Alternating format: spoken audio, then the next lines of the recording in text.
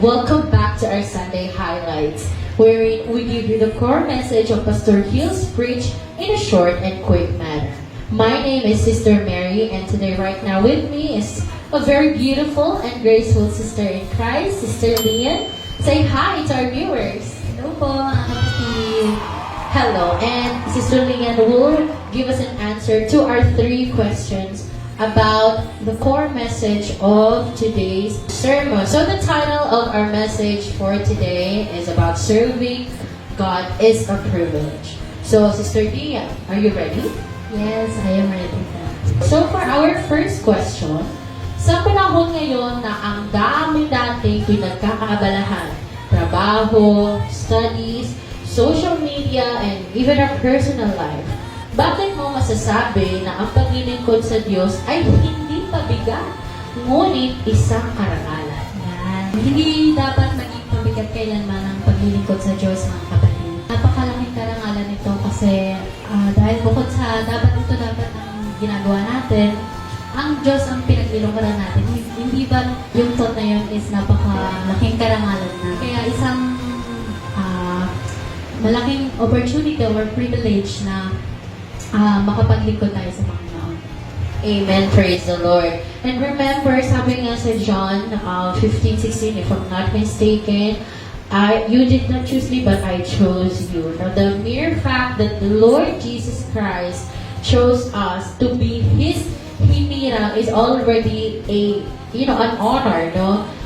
The King of Kings, the Almighty One, the Omnipotent, the Omniscient is the one you're serving. So, it is already an honor. Kung tayo, pag nagsiserve tayo sa natin, let's say for example, boss, di ba? Pag binili niya tayo na maging katiwala niya sa isang gawain, we feel honored na, paano pa kaya pag hari ng mga hari ang tumuti sa inyo? Amen. Praise the Lord. So, for our next question, maraming kabataan ngayon ang ligaw ang landas.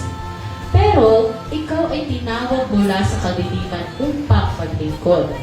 Paano mo pinahahalagahan ang tawag na ito sa araw-araw? Sabi nga, di ba sa Matthew, hindi lahat ng tumatawag Panginoon, Panginoon ay papasok sa kaharian ng langit, kundi lamang yung gumaganap. Kaya dapat hindi natin ipasawalang bahala yung opportunity or privilege na binigay sa atin ni Lord. Kasi nahinirang na tayo, pinili na tayo ni Lord. Kaya dapat talagang pahalagan natin ito. Amen. Like every day, no? And I love the word hinirang, no? The mere fact na marinig mo, ikaw ay hinirang. Wow, what a privilege. So, araw-araw, lagi po na, pagising sa umaga, no? Let's remind ourselves that you are chosen, you are hinirang. So that when you go out from your house to go to school, so work man yan, or kung ano man yung errands mo, you're already chosen. And because you are chosen, our great commission is to spread the word of God, right? Yeah. Amen. Praise the Lord. And last but not the least, kapag napapagod ka sa ministry, o pakiramdam mo yung walang nakakakita ng ginagawa mo, paano ka pinapalakas ng pangakong gagantimpalaan ng Diyos ang kanyang mga lingkod? Kasi sa ministry, hindi talaga may iwasan na napapagod tayo, nadidrain. Kasi nga, lalo na kapag may iba pang bagay na bumabagabag sa atin, may mga pinagdadaanan tayo. Tsaka, yung feeling mo na walang sa'yo, nakaka-appreciate sa ginagawa mo. Tandaan natin lahat mga kapatid na hindi man tayo nakikita ng iba, pero ang Diyos, nakikita tayo palagi. Hindi niya nalilimutan ang ginagawa natin. Sabi nga ni Pastor kanina. Hindi niya nakikita niya lahat, alam niya lahat. Kaya patuloy lang tayo mga kapatid na gumawa ng mabuti at maglingkod sa Panginoon. Kasi sabi nga din sa verse, hindi baliwala lahat ng mga ginagawa natin sa Kanya. Sapagkat pagdating ng panahon, ay magsisipag-ani rin tayo lahat. Wow, I love that magsisipag-ani. No, para tayong seed, no, na itinanim sa matabang lupa, sa magandang lupa, and therefore, tayo po ay mag-aani. naman yun, Sister Lilian, no? Sa dami nga naman ng pinagdadaanan natin, we should be, ito yung parang pinaka-hope natin, no? Na lahat ng ginagawa natin, whether you are seen or not, it's all right. Because the one that created you, the one that made you, no, is the one recording all that you did for Him.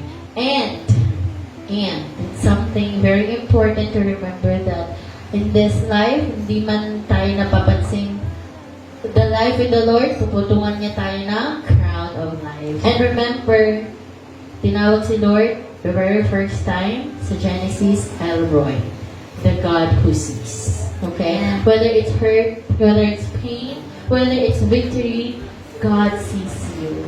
What a comforting paalala sa bawat isa. And last but not the least, Sister Lian, ano po yung ating advice sa ating mga viewers in serving the Lord is a privilege. Privilegyo, hindi karapatan, but privilege.